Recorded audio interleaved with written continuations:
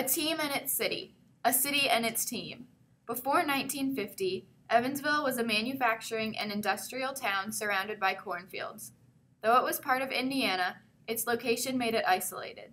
But during the 1950s, Evansville finally found an identity: the University of Evansville Purple Aces. When Evansville College returned to Evansville in 1919, the mascot was the Pioneers. However, they soon decided that the Aces sounded better, and since their colors were purple and white, they became the Purple Aces. The university originally had 4 sports: football, basketball, track, and baseball, and they were all coached by athletic department head John Harmon. The basketball team had a record of 5 wins and 9 losses after the first season. During the next 6 seasons, the basketball team achieved an overall record of 123 wins and 96 losses against schools like Ohio State, Indiana, and Kansas State. Since the football and baseball teams were not doing well at all, the attention turned completely to basketball at Evansville College. In 1933, the basketball team hired Coach Arad McCutcheon, a farm boy from Daylight, Indiana. McCutcheon coached the Aces for 31 years and led them to 514 wins and 5 small college national titles. These titles were won in 1959, 1960, 1964, 1965, and 1971. Between 1946 and 1977, his teams produced 10 All-America selections, including Jerry Sloan, who went on to play for the Chicago Bulls.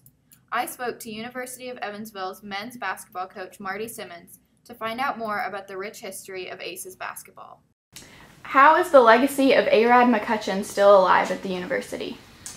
Well, we still have a set of sleeve jerseys that we basically wear on special occasions to really honor Coach McCutcheon and all his teams and former players. He was the original coach that his teams wore sleeves when he was the coach here. And then as you look into the practice facility, we have the championship banners of the college division championships. And just knowing Coach McCutcheon, myself, and the type of person that he was, one of the finest human beings I've ever met, we try to run our program in a way that we felt like he ran his. Our guys go to class, they're great ambassadors in the community, they graduate, and then they're going to compete really hard on the basketball floor. And I think those are things that Coach McCutcheon's teams did as well. What is it like coaching the Aces after having played for them in the past? It's pretty neat, really. You know, I love this place. I love the program. I love the city, the university.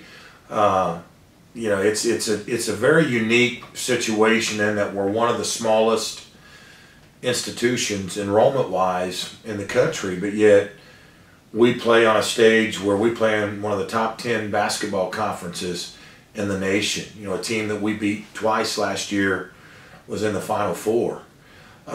So that part is really neat, and you know, the fan base and just how our community supports our program, and the way our former players love to come back and watch practice and be a part of the program. It's a very unique and special place, you know, to play and coach college basketball.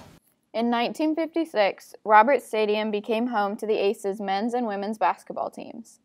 Roberts hosted the NCAA College Division Men's Basketball National Championship from 1957 to 1977.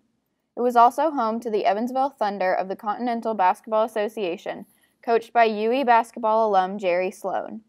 The stadium even housed the Evansville Blue Cats of the National Indoor Football League from 2003 to 2005. But in 2007, Evansville started the process of deciding whether to renovate Roberts Stadium or to build an entirely new stadium.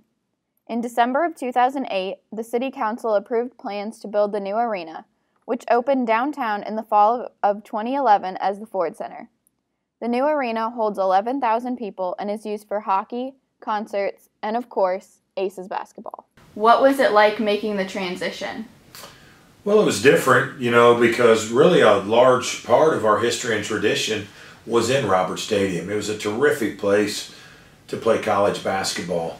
Flip side, so is the Ford Center. I mean, it's a $140 million state-of-the-art with the Jumbotron, and you know, we were blessed both ways. But to move into a new arena like that, I think it's something that young players today, it kind of catches their eye. You know, they walk in there and they're in awe of how beautiful a place, and they all love to see themselves do crazy things on the Jumbotron.